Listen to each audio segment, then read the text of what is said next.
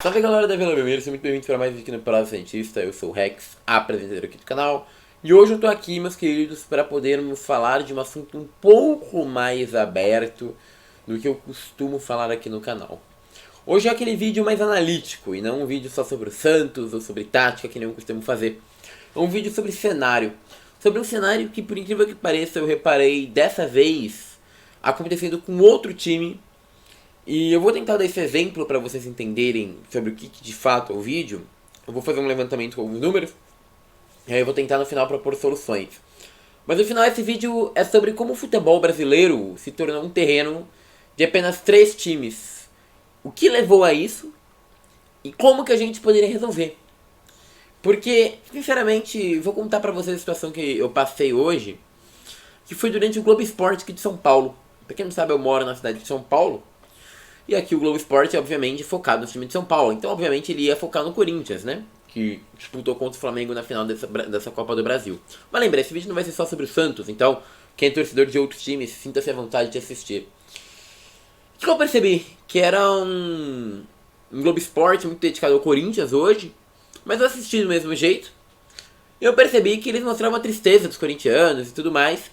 Mas sempre exaltando o time do Corinthians, como foi grande, como foi batalhador, como é um ato gigantesco empatar com o Flamengo numa final. E eu quero deixar muito claro que eu não quero tirar os méritos do Corinthians, não. Eu acho que esse jogo do Corinthians e Flamengo eu assisti. E até me lembrou um pouco Santos e Corinthians naquele Paulista 2019, em que o Santos amassou, né? Foi quase um vencedor moral. Eu acho que não chegou nesse patamar, o Corinthians ainda merecia perder, porque tem os 2 jogos e tudo mais. Mas, de fato, o Corinthians saiu de cabeça erguida, né? Jogou futebol mais vistoso, mais bonito, foi pra cima, conseguiu fazer um time muito superior que o do Flamengo se encolher lá atrás. Mas qual é o ponto, então, que eu quero falar, cara? Que o Corinthians fez tudo isso e foi exaltado por segurar o Flamengo. Parabéns porque você segurou o Flamengo. Parabéns porque você jogou de igual pra igual com o Flamengo. Eu comecei a parar pra pensar, pô, a partir de quando o Corinthians, que também é um time grande, começa a ser visto como um time que tem que jogar de igual para igual com o Flamengo? E piora, porque eu começo a lembrar do Santos. Eu tava muito feliz porque eu falei, nossa, em 2021 a gente ganhou do Flamengo de 1-0 no Maracanã com o gol do Marcos Leonardo. E isso era totalmente inesperado, totalmente... E eu comecei a pensar, pô, mas quando que o Santos começa também a ser um adversário que a gente comemora tanto quando ganha do Flamengo, como se eles fossem muito superiores, né? E piora quando a gente pensa no Palmeiras, estamos há 3 anos sem ganhar no Palmeiras. A partir de que momento, pro Santos, se tornou normal não ganhar do Palmeiras e o grande feito seria conseguir uma vitória num clássico que antigamente era ganho? O que aconteceu?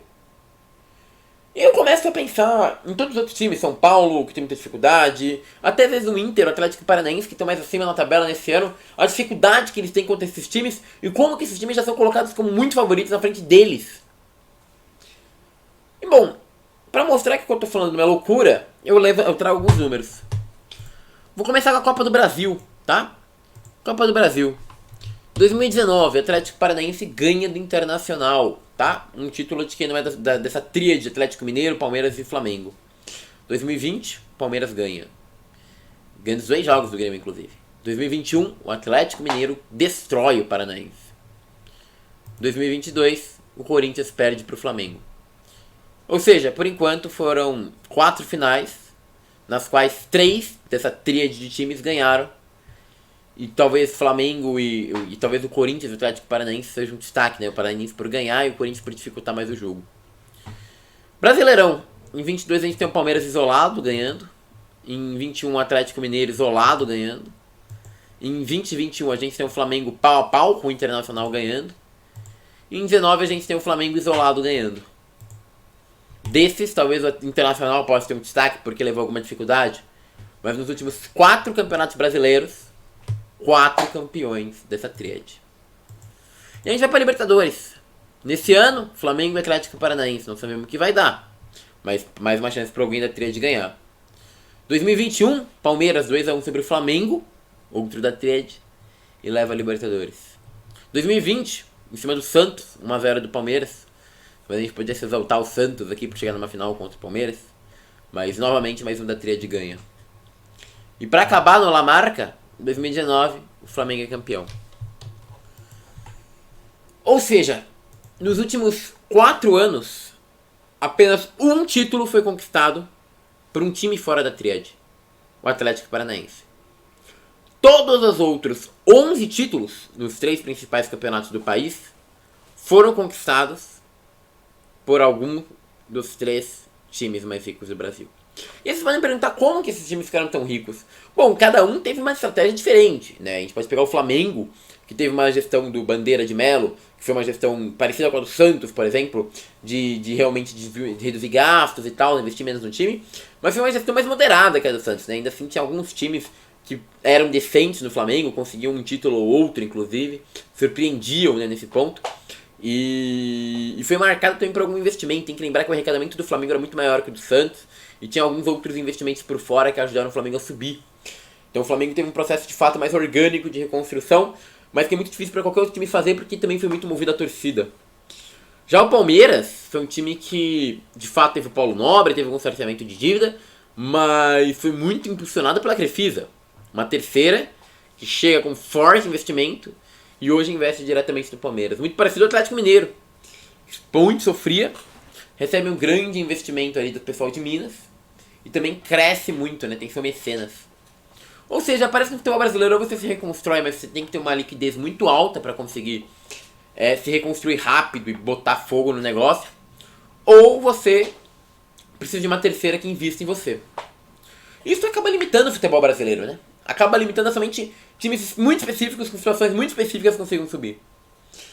E aí eu fico perguntando, tem como redemocratizar o futebol brasileiro? Tem como deixar ele muito mais competitivo como ele já foi? Porque sinceramente a gente fala que o futebol brasileiro é um dos mais competitivos do mundo, mas nos últimos 4 anos esse foi um cenário totalmente bizarro. Não foi um dos mais homogêneos do mundo, né? Disputado entre 3 times apenas.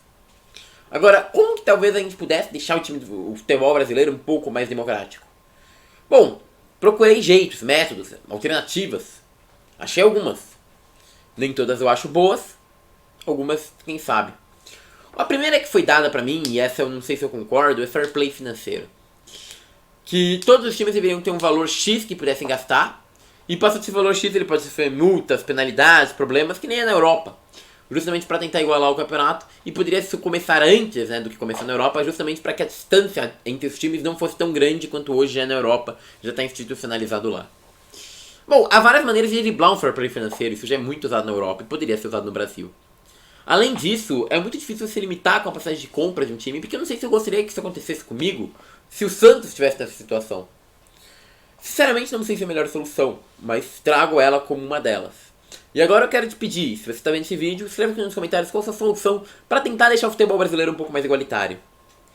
A segundo ponto que eu vi é, de fato, tornar todos os outros times SAFs ou grande investimento. Primeiro que isso é muito difícil, porque dependendo da SAF você pode se dar muito bem ou muito mal, né? Vamos falar que você pega o Grupo City, mas o Grupo City não quer que você seja o grande time da América, quer que o Bolívar seja o grande time da América. Simplesmente seu investimento vai ser zero. Então, depende muito de quem você está se associando e qual o objetivo dessa marca. Isso é muito difícil de você saber antes da associação, então uma SAF é bem perigoso. Eu ainda não sou contra, sou até mais para favor do que contra uma SAF, mas ela de fato continua sendo perigosa. Outro ponto seria o investimento, mas isso depende de empresas quererem investir no seu time e como vai ser o investimento, porque pode virar um Palmeiras Parmalat da vida, onde o seu time deve milhões e milhões de reais quando a empresa sai. Ou seja, colocar dinheiro pode não ser um caminho. E aí a gente entraria no terceiro caminho, que seria uma gestão muito responsável empresarial, de fato gastando menos, procurando melhorar a qualidade dos jogadores e do time, e a longo prazo crescendo, uma coisa que é bem feita por Fortaleza, Atlético Paranaense. Só que se exige uma diretoria muito sólida, né? O Santos eu acho que é um bom exemplo disso. Consegue até fazer uma gerência de ativos boa para no futuro ter mais dinheiro, mas na hora de investir no futebol investe mal, na hora de pensar na sua nova casa tem uma casa pequena, na hora de modernizar a CCT não consegue, ou seja, fica parado no tempo e acaba tendo essas atividades, essas atitudes não conseguindo ser movidas e gerando atos. O ponto é muito difícil saber como mudar essa situação.